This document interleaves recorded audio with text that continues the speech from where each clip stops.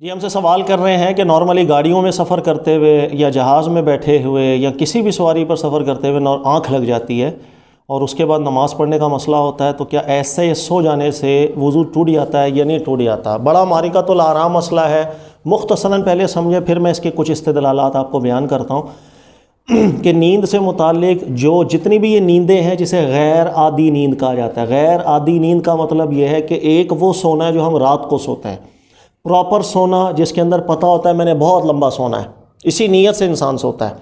یا اگر کسی کو دوپہر میں سونے کی عادت ہے، وہ دوپہر میں سوتا ہے اور اسی نیت سے سوتا ہے کہ میں نے ذرا لمبا ہی سونا ہے، اسے عادی نیند کہا جاتا ہے۔ ایک غیر عادی نیند ہوتی ہے کہ جو انسان کی کہیں پر بھی آنکھ لگ گئی، بیٹھا ہوا ہے آنکھ لگ گئی، وہ نائی کے پاس بیٹھا ہے وہ کٹنگ کر رہا ہے آنکھ لگ گئی، آپ جہاز میں سفر کر رہے ہو بیٹھے بیٹھے آنکھ لگ گئی، آپ کہیں لیٹے ہیں ٹیک لگائیے آپ کی آنکھ، غیر عادی نیند آپ کو آ جائے، اس سے بالکل وضو نہیں جائے گا۔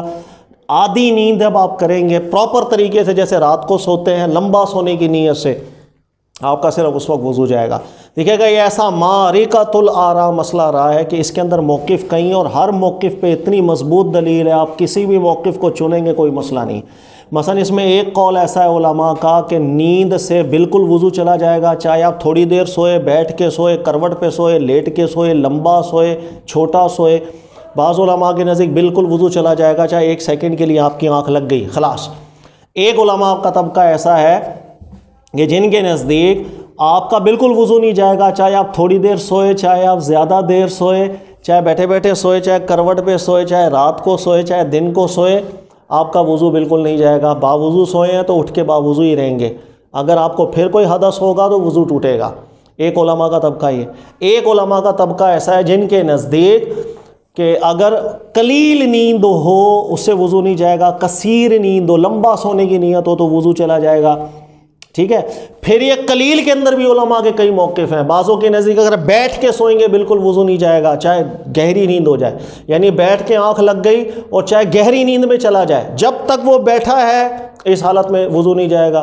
پھر کئی علماء کے نزدیک بیٹھ کے گہری نیند ہو گئی تو وضو چلا جائے گا، گہری نیند نہ ہوئی تو وضو نہیں جائے گا۔ یہ بہت اقوال ہے، اس میں سے جس قول کے اوپر آپ کا دل مطمئن ہو عمل کر لیجئے گا، اس لیے کہ استدلال کے اندر مسئلہ ہی ایسا ہے اور اس کے اندر ہر ایک موقف کے پیچھے دلیل ہے، اور کوئی بھی ایک موقف ایسا نہیں ہے کہ جس کے متعارض روایت موجود نہ ہو، یعنی اس کی نفی کرتی ہوئی روایت موجود نہ ہو۔ میں مختصراً آپ کو بیان کرتا ہوں، جیسے وہ علماء کرام ہیں کہ جن کے نزدیک نیند سے وضو ٹوٹ جاتا ہے، چاہے وہ تھوڑی سی نیند ہو، بیٹھ کر ہو، سو کر ہو، کروٹ پر ہو، رات کی نیند ہو، دن کی نیند ہو، ہلکی سی بھی آنکھ لگے گی وضو ٹوٹ جائے گا آپ کا۔ وہ کہتے ہیں کہ قرآن پاک نے تو اس موضوع کو ڈسکس نہیں کیا، یعنی قرآن پاک کو ہم پڑھیں گے تو کسی مقام پر اللہ نے قرآن میں ارشاد فرمایا ہو کہ سونے سے وضو ٹوٹ جائے گا، ایسا نہیں ہے، بلکہ قرآن پاک میں اللہ نے فرمایا جاء احد منکم من الغائط، اگر کوئی غائط سے آئے، پیشاب پخانہ کر کے آئے، وضو اس کا ٹوٹے گا، پانی نہ پائے تو تیمم کر لے۔ او لامستم النساء، یا اس نے شہوت کے ساتھ کسی عورت کو چھو لیا، اس کا وضو جائے گا، مزی خارج ہوگی تو وضو جائے گا، اب وہ وضو کرے، پانی نہ ہو تو تیمم کرے۔ تو قرآن پاک نے نیند سے وضو ٹوٹ جائے گا اس کو ذکر نہیں کیا۔ یہ جو مسئلہ ہے اس کا استدلال ہے روایات سے۔ اچھا، روایات میں تعارض بہت ہے۔ مثال کے طور پر ایک روایت ہے ترمذی کی، روایت صحیح ہے، صحابی کہتے ہیں ہم جب سفر میں ہوتے تھے موزوں پر مسح کرتے تو ہمیں حکم دیا جاتا کہ ان موزوں کو نہ اتارا جائے، سوائے 3 حالتوں کے اندر ہمیں حکم ہوتا تھا موزے اتار دیے جائیں۔ پہلی حالت یہ ہوتی تھی کہ اگر ہم پیشاب کر لیں، دوسری حالت ہوتی تھی اگر ہم پخانہ وغیرہ کر لیں، تیسری حالت ہوتی تھی اگر ہم سو جائیں، یعنی ان 3 صورتوں میں ہمیں حکم ہوتا تھا کہ ہم موزوں کو اتار دیں، ورنہ موزوں پر ہی مسح کرتے چلے جائیں۔ اس روایت کا بظاہر مفہوم ایسا لگ رہا ہے کیونکہ پیشاب کرنے سے وضو ٹوٹ جاتا ہے، پخانہ کرنے سے وضو ٹوٹ جاتا ہے، اسی کے عطف کے اوپر نیند کو بیان کیا گیا ہے تو ممکن ہے یہ ناقض وضو ہونے کی حیثیت سے بیان کیا گیا ہے، لہذا نیند سے وضو ٹوٹنا نظر آ رہا ہے۔ لیکن اس کے مقابلے میں کچھ روایات ہم دیکھیں گے صحابہ کرام کی، تو صحابہ کرام کی اتنی کثیر روایات ہیں کہ صحابہ کے اندر تو یہ مشہور تھا کہ سونے سے وضو جاتا ہی نہیں ہے۔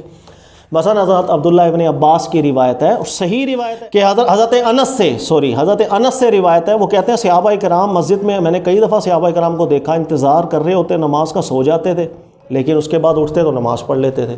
اب یہاں کئی لوگ کہتے ہیں کہ شاید وہ صحابہ کرام بیٹھے بیٹھے سوتے تھے، بیٹھے سونے کی بھی روایت ہے، مسلم کی روایت ہے، کئی دفعہ صحابہ کرام مسجد میں بیٹھے بیٹھے آنکھ لگ جاتی، سر گر جاتا ان کا، پھر آنکھ کھلتی اٹھ کے نماز پڑھ لیتے. اس لیے کئی علماء نے کہا بیٹھے بیٹھے سونے سے وضو نہیں جائے گا.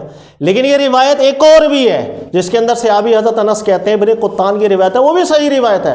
وہ کہتے ہیں کہ نہیں بھائی، صحابہ کرام مسجد میں کوئی بیٹھ کے سوتا تھا، کوئی باقاعدہ لیٹ کے سو جاتا تھا.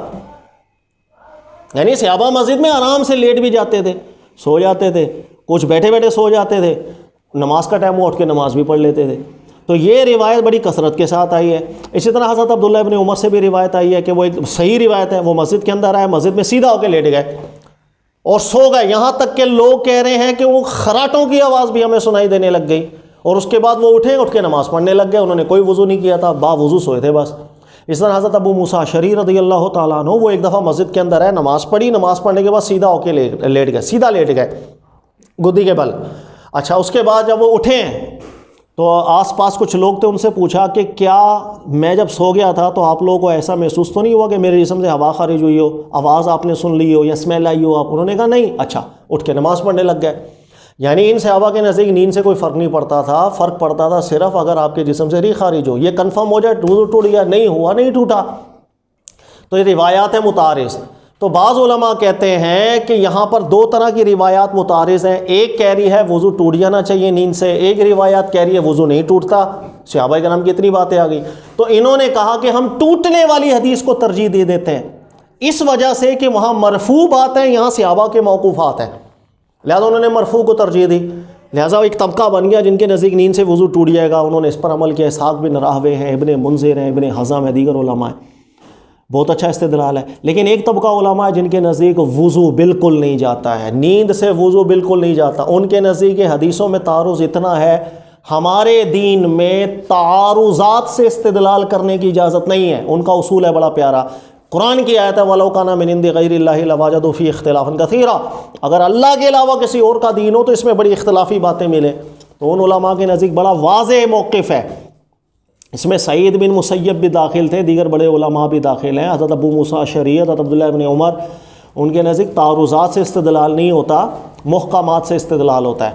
لہٰذا ان روایتوں میں تعارض بہت ہے. بھائی مثلا اگر آپ صفوان کی روایت کے اندر ذکر ہے کہ ہم نیند کی بنیاد پر موزے اتار دیتے تھے، اٹھ کے وضو کرتے تھے، جو اشارہ دے رہی ہے کہ نیند سے وضو جاتا ہے، اشارہ دے رہی. لیکن اللہ کے نبی صلی اللہ علیہ وسلم کے سامنے صحابہ سوتے رہے ہیں اور اٹھ کے نماز پڑھتے رہے، اللہ کے نبی علیہ السلام نے انہیں کبھی منع نہیں کیا. دیکھو بخاری کی روایت ہے، ایک دفعہ صحابی کہتے ہیں کہ رسول اللہ صلی اللہ علیہ وسلم عشاء کی نماز میں کافی دیر سے نماز پڑھانے تشریف لائے.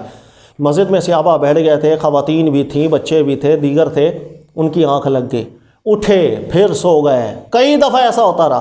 پھر حدیث کے لفظ ہیں راقد الناس، یعنی لوگوں میں سے کئی ایسے تھے جو چت ہو کے لیٹ گئے، کوئی کروٹ پہ لیٹ گیا، کوئی ایسے لیٹ گیا، ہر طریقے سے صحابی لیٹ گئے. اس کے بعد اللہ کے نبی علیہ الصلوۃ والسلام باہر تشریف لائے، آ کر کے نماز پڑھی، صحابہ کھڑے ہوئے، انہوں نے نماز پڑھ لی. یعنی اللہ کے نبی علیہ السلام کے سامنے بظاہر حدیثیں کہہ رہی ہے کہ صحابہ لیٹے اٹھے نماز پڑھ لی، وضو کا حکم کسی کو نہیں دیا گیا. تو یہاں مرفوعات میں بھی تعارض ہے اس مسئلے کے اندر. تو مرفوع کو ترجیح اس وقت دیں جب مرفوع میں تعارض نہ ہو. جب مرفوعات میں تعارض ملنا شروع ہو جائے گا پھر کچی باتوں سے دین نہیں بنایا جاتا، دین بنتا ہے پکی باتوں سے. اور پکی بات کا یہاں پہ ہمارے پاس کوئی ایسی حدیث نہیں ہے جس کو فیصلہ کن ہم بنائیں. قرآن نے اس مسئلے کو ڈسکس نہیں کیا. لہذا کسی نے وضو کیا تو وضو تو یقینی ہے، شک کی بنیاد پر ہم وضو کو ضائع نہیں کریں گے. ان کے نزدیک بالکل نیند سے وضو نہیں جاتا. وہ سو جائے بندہ، خراٹے لے، با وضو سویا اٹھا تو وضو با وضو ہے خلاص، جب تک اس کو یقین نہ ہو جائے کہ میرے جسم سے کوئی چیز خارج ہوئی ہے اس کو وہ با وضو ہوگا. یہ بھی قول بڑا مضبوط ہے، بڑے بڑے علماء اس کی جانب ہیں. حدیثوں میں تعارض بہت ہے. بعض روایات ہیں وہ ضعیف ہے جس کے اندر سیدھا سیدھا ذکر ہے. مثال کے طور پر جو شخص بالکل چت ہو کے لیٹ جائے اس کا وضو ٹوٹ جائے گا، یہ حدیثیں صحیح نہیں ہیں، بالاتفاق علماء کی حدیثیں ضعیف ہیں. لہذا جو صحیح روایات ہیں اس کے اندر تعارض بہت زیادہ ملتا ہے، اس وجہ سے یہ موقف بھی بن گیا. ایک تیسرا موقف ہے علماء کا جس پر جو امام ابو حنیفہ نے بھی بیان کیا، دیگر علماء نے بیان کیا، وہ کچھ ہے کہ اگر تھوڑا بہت سو گیا انسان اس سے وضو نہیں جاتا، زیادہ سو گیا احتیاطاً اس سے وضو کر لے. اس لیے کہ جب انسان لمبا سو جاتا ہے نا، جیسے رات کو سونا ہوتا ہے، یہی نیت ہوتی ہے کہ میں اب لمبا سو رہا ہوں، جسے آدھی نیند کہتے ہیں. تو اس کے اندر بالکل یقینی صورتحال پیدا ہوتی ہے کہ انسان کے جسم سے ریح خارج ہوتی چلی جاتی ہے، انسان مستلقی ہو جاتا ہے، استرخاء ہو جاتا ہے اس کے اعضاء کا، تو ریح خارج ہوتی ہی چلی جاتی ہے. لہذا جب عادی طریقے سے انسان سوتا ہے تو وہ کنفرم صورتحال ہو جاتی ہے کہ اس کا وضو ٹوٹ گیا ہوگا، اس لیے جو عادی سو گیا، لمبا سو گیا، اس کے بعد اٹھے وضو کر لے، اور جو غیر عادی طور پر سو گیا، اس کی آنکھ لگ گئی، چاہے وہ ٹیک لگا، اس میں بھی دو موقف ہیں، کئی علماء کہتے ہیں بیٹھ کے سویا تو نہیں جائے گا، لیٹ کے سویا سرین اگر اس کی اٹھی ہوئی ہے تو چلا جائے گا، لیکن کئی علماء نے نقد وارد کیا کہ صحابہ سرین کے بل بھی سو جاتے تھے، صحابہ کرام لیٹ کی بھی سو جاتے تھے لیکن اٹھ کے نماز پڑھتے تھے، تو سرین جمع ہونے کی شرط کوئی اتنی معنی خیز شرط نہیں ہے، لہذا ان کے نزدیک علت ایک ہے، اور یہی قول سب سے زیادہ مضبوط ہے کہ غیر عادی طور پر اگر کوئی سو جائے اس سے وضو نہیں جاتا، چاہے وہ بیٹھ کے سوئے، چاہے وہ کروٹ کے بل سوئے، چاہے لیٹ کے سوئے، غیر عادی مطلب ایسی کسی کی آنکھ لگ گئی۔ لہذا یہ میں نے تحقیق اس لیے بیان کی کہ یہ مسئلہ تھوڑا معرکۃ الآراء تھا، لیکن استدلالات میں نے بیان کر دیا، ہر عالم کے پیچھے ایک دلیل ہے، وجہ استدلال ہے۔ سب سے بہترین بات یہ ہے کہ ان کچی باتوں سے استدلال نہیں ہوتا، یقینی کیفیت، یقینی طہارت کو ظنیات کی بنیاد پر ہم ترک نہیں کرتے، لہذا جو بندہ باوضو ہے اگر اس کی کہیں آنکھ لگ گئی وہ باوضو ہے، جب تک اس کو یقین نہ ہو جائے کہ اس کے جسم سے کوئی چیز خارج ہوئی ہے، ریح وغیرہ خارج ہوئی ہے بس۔ اور اگر وہ عادی طور پر سوئے گا جیسے رات کو سوتے ہیں، اب اس کو ہم کہیں گے صبح اٹھے، ظاہر ہے اس حالت کے اندر انسان کے جسم سے اخراج ہوتا ہی ہے، یہ کل متیقن ہو جاتا ہے، اس لیے وہ وضو کر لے، ورنہ غیر عادی طور پر کبھی اس کی آنکھ لگ گئی، جہاز پہ بیٹھے ہوئے، بس میں بیٹھے ہوئے، گاڑی میں بیٹھے ہوئے آنکھ لگ گئی، یا ویسے ہی کہیں کبھی ٹیک لگائی، تھکا ہوا تھا، آنکھ لگ گئی، تھوڑی دیر بعد اٹھا اور اس کو یقین ہے کہ کوئی مسئلہ نہیں ہوا، وہ اٹھے نماز پڑھ لے، یہی مسئلہ سب سے زیادہ استدلال میں مضبوط لگتا ہے۔ باقی اس کی کچھ جو تحقیق ہے میں نے آپ کے سامنے ذکر کر دی، اللہ تعالیٰ سمجھنے کی توفیق دے۔ جزاک اللہ خیرا۔